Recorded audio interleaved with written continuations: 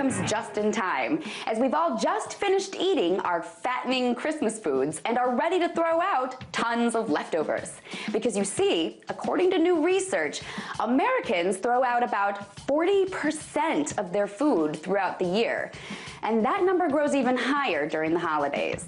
That waste is horrible for the environment. It's a gut-wrenching waste of resources, and it's clearly a disgusting indictment of our throwaway culture.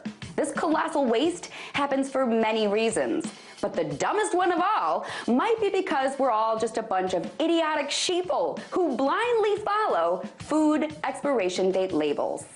A new report points to these stupid labeling systems as one of the culprits behind our maddening waste of food.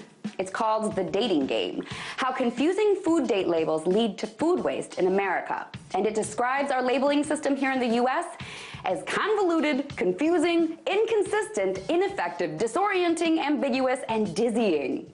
It doesn't think much of our system, in other words. You see, many people see those dates and think that the food producer somehow knew exactly when that food was going to spoil, and that the food magically abides those dates. Obviously, that's not what happens.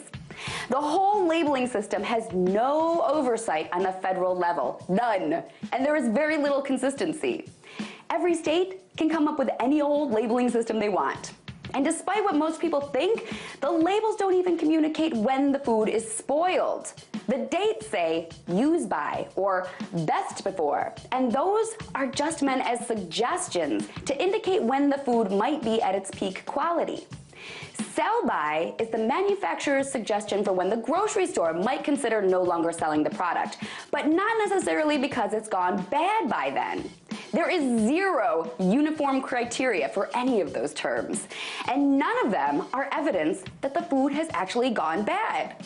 But apparently, we're too dumb to know when our food goes bad for ourselves, because 9 out of 10 Americans throw away perfectly good food because of these stupid expiration date labels.